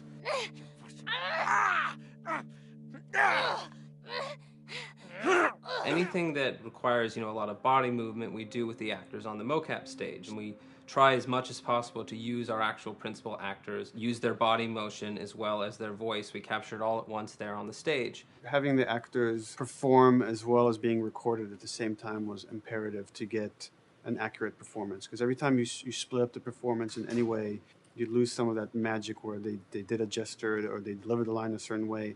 And those things have to be in sync, or there's just something subconscious that's like off-putting about the performance when you don't do it that way. You are treading on some mighty thin ice here. I'm sorry about your daughter, Joel, but I have lost people too. You have no idea what loss is. Everyone I have cared for has either died or left me. Everyone fucking except for you. So don't tell me that I would be safer with someone else, because the truth is I would just be more scared. It gives you the most authentic, most realistic performance, because you're actually there, not just making your own choices, but making your own choices based on the other people that are involved in that scene. So you get this truly natural approach to things, and it shows up. It's like theater in the round. You can do anything from any angle, and the smallest, most subtle thing we'll be able to pick up. There's no place to hide. So you have to be as prepared as possible, because you have no idea which moments they're going to use. There are these little improv moments and, little nuances that you get that probably isn't scripted, that just comes out of play, while they're performing. That mistake that is just blossomed into a really good idea. Did we improv on The Last of Us? Yes. Yes, we did. Doing this was a whole lot like being 5, playing in the backyard with a stick, and this is my machine gun, and, and a pine cone is my hand grenade. It's all your imagination. I'm doing the exact same shit that I did 45 years ago. I just get paid for it now. We square. We're square. And get the fuck out of my town. I don't do a lot of voiceover work, so for me, it was nice to be able to work off of your other actors. I can't imagine it working any other way. I'd never done mocap before. I didn't know what to expect. The suits were crazy. Yeah, the suit gave me wedgies. Like, deep wedgies that I had to pick out with my middle finger. Too much information. Just how damn sexy I look in a motion capture suit. I look like 10-pound of sausage in a 5-pound casing in that thing, man. Once you get past the fact that, like, everybody else and you look like weird clown people with these little dots and stuff, once you, like, give over to that, it really was pretty easy to make it just feel like you're in the moment and in the scene. So everyone that was on this is a slam dunk. This isn't just another gig to them. And that creates a really cool energy for people to really start experimenting and playing jazz. floor is yours. And action.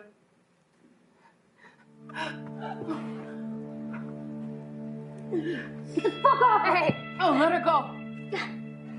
Don't worry, this is fixable. But I can't come with you. Well, then I'm staying. Ellie, I want Joel to watch over her. Oh, no, no, no. Bullshit, I Absolutely. won't Ellie. go with Not him. I could just take her to the North Tunnel and wait for me there. Jesus Christ. Just cargo, Joel. How do you know them?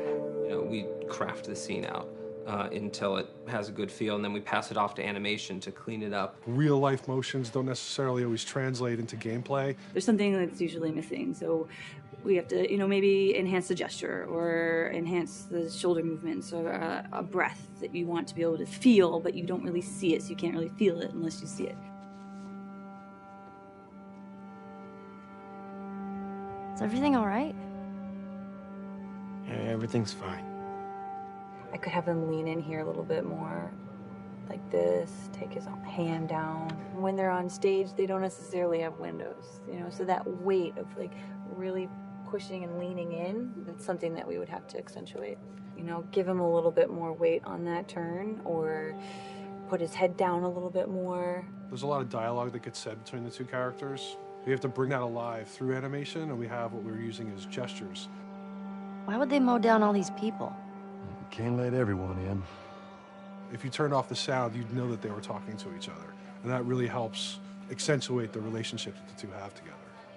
We have certain animations that play in the beginning of the game on Ellie. She's traveling with Joel, who she doesn't really know. There's a lot of gestures to make her look nervous, just her overall stance. Later on in the game, they develop a relationship through the animation, not just the dialogue. You can see that she's more comfortable around him. If that reads well with the player, then, we're doing our job.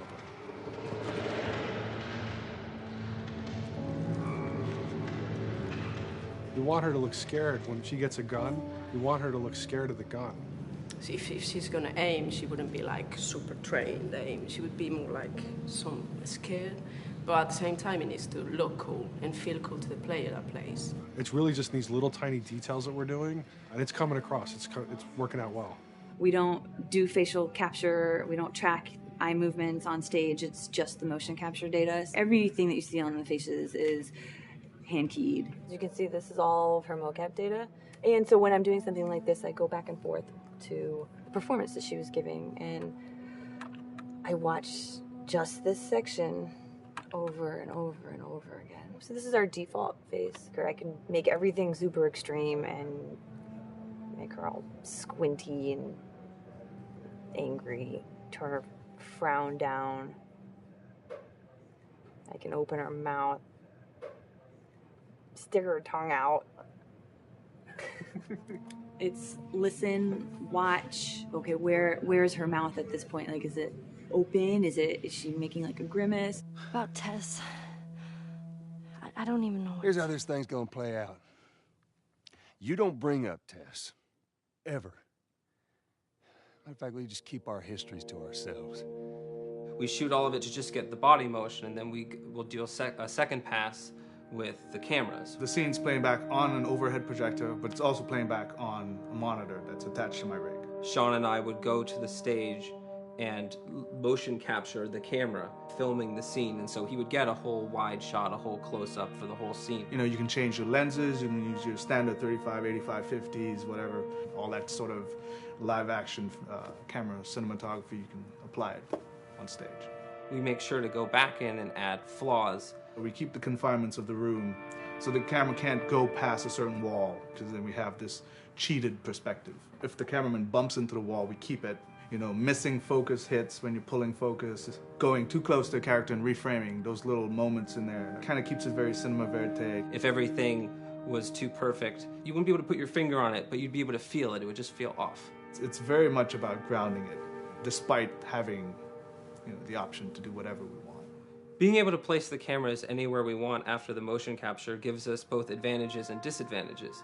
The biggest advantage is it means that we just have to nail the best performances we can get, and the luxury is that we can always swap it. The 3D world gives you limitless opportunities. with cameras and movements, exposures, all that stuff. Most of these cameras are sort of set up like real-world cameras. So we have lens, we have f-stop that will create the depth of field. We have aperture to set our film back and all that stuff. A master, and then I have my close-ups, my over-the-shoulders, sort of just like a live-action production. Let's go to camera 30 at the 23.458. Then I get that kind of weird, bend across his back. The closer I bring the camera, the more bend I get, which is, doesn't look right. It looks less cinematic than if I do that, which flattens the whole thing. And I'm trying to also catch Ellie. Like if you scrub a little more, catch her in the back here. So I want a longer lens and that kind of stuff. Since I've only had experience working with live action before I got into video games, it was a kind of a cool adjustment to be able to have this extra flexibility in post, to swap a line of dialogue for something different, even though that's not what the actors said at that time, and to be able to still have a close-up on them while they said it. You get to make it probably more perfect than you could ever make it in live action. How far are we gonna take As far as it needs to go. Where was this lab of theirs?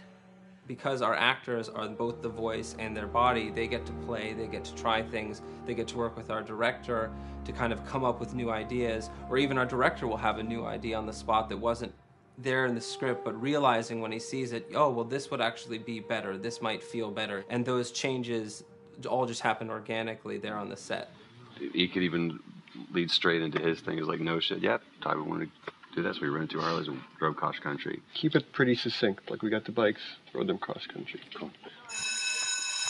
It's shocking to me that this is Neil's first time directing. There was a specific tone and a specific approach that Neil and Bruce wanted to take with this. It just came down to there's nobody who knows the story better than you, and then there's nobody that knows these characters better than you. Why don't you just do this? He and I actually had a conversation about it. He says, I think I'm going to try this myself, and I'm not sure. Neil was fantastic. The floor is yours. Okay, so remember, you've been running away from this turret-mounted truck. If you come to this dead end, you're going to look up and see a potential way out. And action. Check it out.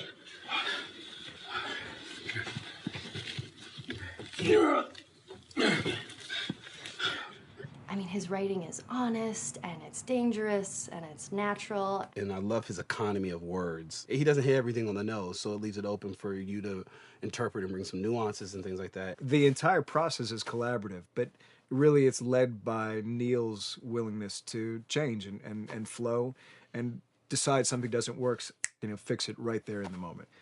And it is something that's very foreign to the way that TV and film is done now, where everything has been micromanaged by the time you get it to the table read, and no one wants you to change anything, and everything's very precious and has been rewritten with notes from 20 people in suits, and you can't do that just anywhere in entertainment these days. Yeah, I want to make sure. I think I swung too far over to this way, and now it's a little bit of making jokes about it. And I need to bring it back to center a little bit. There's one scene in the game where we see Joel not as a ruthless survivor, but as a father. I knew from the very beginning that he was going to lose his daughter, and I just told Neil, I was like, when that day comes for us to shoot that, I need a heads up. About a week before, he said, it's time. We're going to do that scene. I was like, okay. Because I knew that I was going to have to go to this place that you don't really want to go to as an actor. You want to find some aspect of reality that you can empathetically draw from, Troy and I were both kind of just like walking around for a while and just kind of getting into the zone. And well, my grandpa died when I was 8.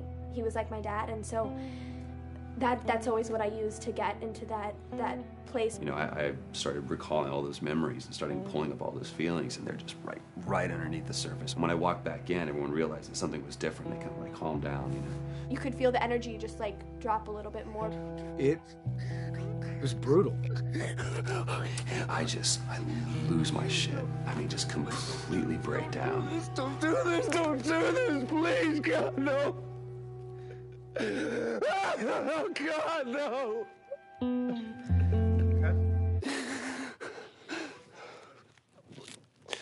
The soundstage was deathly still. It was the first take, and I felt really good about it. And it's like Neil said, okay, let's do it again. So you do it again, and automatically you feel like you're manufacturing because you're trying to go back to that place, and you know you're in that actor nightmare of trying to get back to that reality. And we go through it again in 5th and 6th and 7th take, and I'm just exhausted. I'm crying between takes, and I'm looking at Neil going, "This is really, really hard."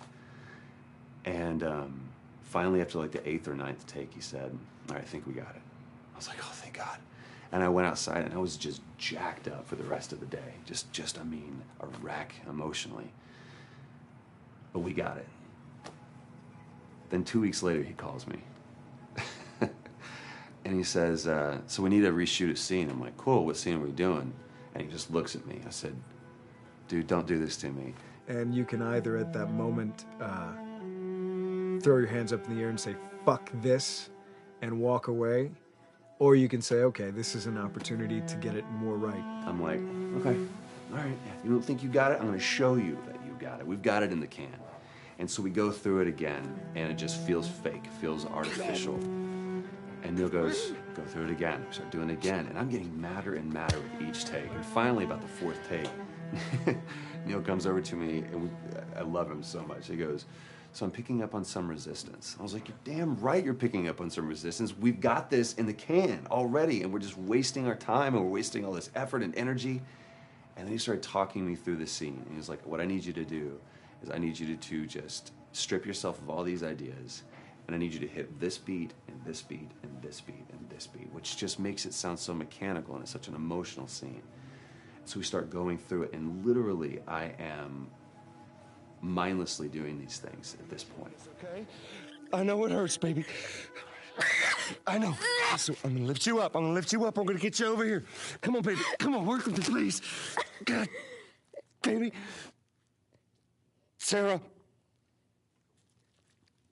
Sarah! Don't do this to me, baby. Don't do this to me, baby. Come on. And he stops, he goes, now we got it. And I realized that the reason why I wanted that first take to work was because I wanted everyone to look at me and go, wow, what an actor. And that's not what the scene needed. Those moments where you just have to sort of calm your ego down and just go back and do your work. That scene actually works, not because of me, but in spite of me. And that really is the marker and definition of working with a truly good director. There are many like it, but this one is yours. Why don't you have a seat?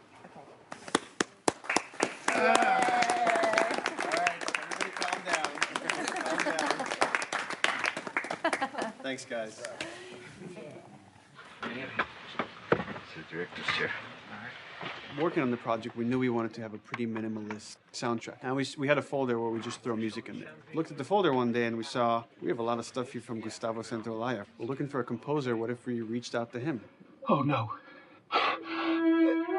Sarah. Move your hands, baby. I know, baby, I know. Listen to me, I know this one. You're gonna be okay, baby. Stay with me. I want to pick you up. I know, baby. I know it hurts. Come on, baby. Please. I know, baby. I know. Sarah.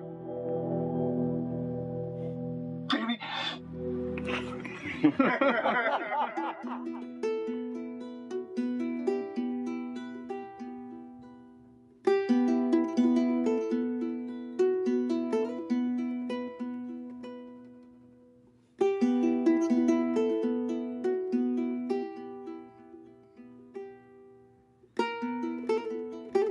My life has been and still is kind of like a road movie. I grew up in Argentina. I came to the United States in 1978 because we had a horrible political situation in Argentina. We had a military dictatorship where 30,000 people disappeared at the hands of the government and many other more were tortured, and I was blacklisted. It was just impossible for me to